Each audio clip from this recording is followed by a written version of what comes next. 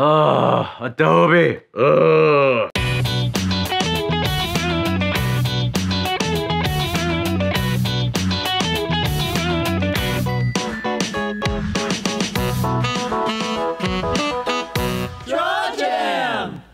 Change of venue for the vlog and a fun hat, mostly because I don't want to do the hair thing right now. Because if I'm gonna be ranty, at least you'll have something interesting to look at, I guess.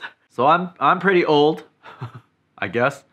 And if you were old like me and you remember the golden age when you can actually own Adobe software, when they announced that they were going to a subscription model, you probably reacted in the same way that I did. And once you caught your breath, you either moved on with your life and came up with alternatives to the programs that you were using, or you bought into the subscription. This year, Adobe is increasing the price of all of their subscription products. Single app subscription is going from $19.99 to $20.99. Access to the entire Creative Suite is going from $49.99 to $52.99. So I think it's time to revisit the subscription model, talk about some of the benefits and some of the things that just plain fucking suck about it. With the pricing increase, you've probably already figured out what your relationship with Adobe is going to be. But I have opinions. I fucking hate the subscription model, which is a weird thing to say coming from somebody who actively subscribes to the Adobe Creative Cloud because I use their products every fucking day to do what I do for a living. But I hate it. I don't rent this marker. I don't have to pay Sharpie every time I make a mark. Well, that's not true. When this fucking thing runs out, I gotta buy a new one. Shit, that's kind of like a fucking subscription. But I hate it. I hate it. I hate it. I hate it. And I know there are many great alternatives to very specific programs in the suite. For instance, if you use Photoshop mainly for illustration and you don't want to use Photoshop no more, there are a lot of great alternatives. There's Clip Studio, Krita, Sketchbook Pro. I think Corel Paint is still a thing, and the list can probably go on and on and on. So there's many alternatives for very specific programs in the Creative Cloud that you can get if you want to avoid Adobe stuff altogether. And if you are the type of freelancer that takes commission work, you know, if someone's paying you to do a very specific illustration, or if someone's paying you to draw posters, or someone's paying you to do t-shirts or stuff like that, they don't give a shit how you do it. They just want to see a pretty picture at the end of the day. If that is the bulk of your freelance work, it's great. It's a great time for you. You can go out there, you can grab a copy of Krita, you can design all the shirts you want, you can put them up on your own store,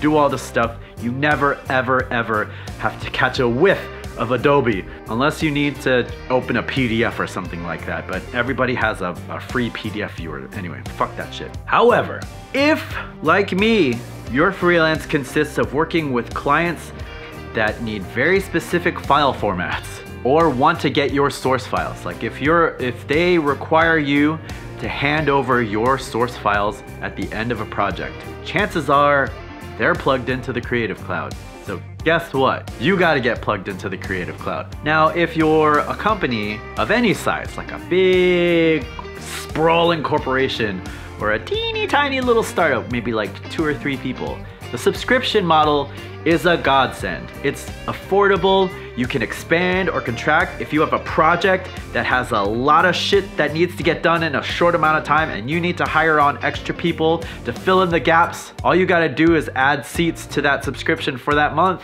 get them in there, do the work, let them go when it's done, and just cut off those bits of that subscription. So you can ramp up quickly, you can shrink quickly. It's great, it makes a lot of sense. Why the fuck wouldn't you buy into this system? Instead of having to pay thousands of dollars up front for a seat that might only be active for like a month at a time, or not even, it makes more sense to just rent that shit. But if you're an individual like me, it really fucking sucks. A lot of my work depends on Photoshop, Illustrator, After Effects, Premiere. And I know what you're saying to yourself, but Jamie, there are free solutions for Illustrator, Photoshop, After Effects, and Premiere. I hear ya, I get it. However, if the people I'm working with are working in Premiere and working in After Effects and need source files in Premiere and After Effects, I have to use Premiere and After Effects and send them those files. Now, it wouldn't be a problem if I had steady work. Unfortunately, the nature of what I do has a lot of ups and downs. There's a lot of feast and there's a lot of famine. Some months are really good, so paying that monthly subscription doesn't mean shit. Some months are really bad when paying that monthly subscription really fucking hurts. You might be saying to yourself, well, why don't you get good and get more clients? I'm fucking trying! But in the meantime, I'm getting hit with this subscription thing and it really hurts. It sucks. I suppose now I could claim it on my taxes, which is an argument that people inevitably throw out at artists who are stuck in this situation. And I guess, I don't know what that means with the new tax code, because everything is so confusing now. I don't know if how that's gonna offset things. So, you know, that could be a benefit of having a reoccurring cost built into what I do. I don't know shit about taxes, I don't know shit about math, so it might turn out that the subscription helps me out at the end of the year when it comes to tax time. But throughout the year, it's very concerning. It adds a lot of stress knowing that I have this sword of subscription dangling over my head. I have no illusions that anything I say is going to change anyone's mind, especially not Adobe. Like, they have a large client base, they have a lot of users that love their products. And truth be told, I genuinely like working in the Creative Suite. I get a lot of flexibility. I can do a lot of things across programs, going from Photoshop to Illustrator to After Effects to Premiere. It's a smoothish transition. That thing in Photoshop where you resize the thing and it automatically scales, but you have to hit shift and resize it. In Illustrator, that's confusing. Little things like that should be the same across the entire platform, but I get it. They were separate. They were chimney stacks before, and now you're trying to integrate them all. I get it. And some of the things that you get with the suite for free are kind of interesting. Like the character animator is not the best, but it's interesting.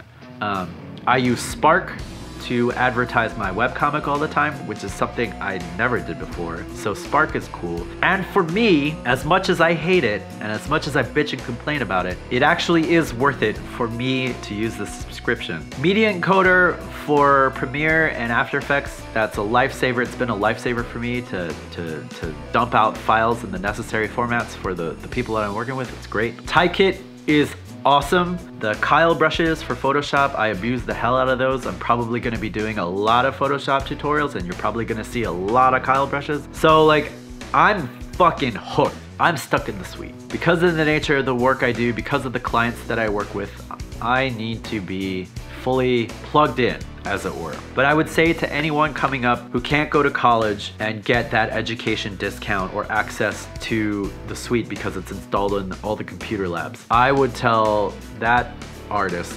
to go out and find some of these alternatives, to work with some of these alternatives. Maybe consider the cloud way down the line, but get your feet wet first. If you're an illustrator or a cartoonist, you can get away with never ever sneezing in the direction of Adobe.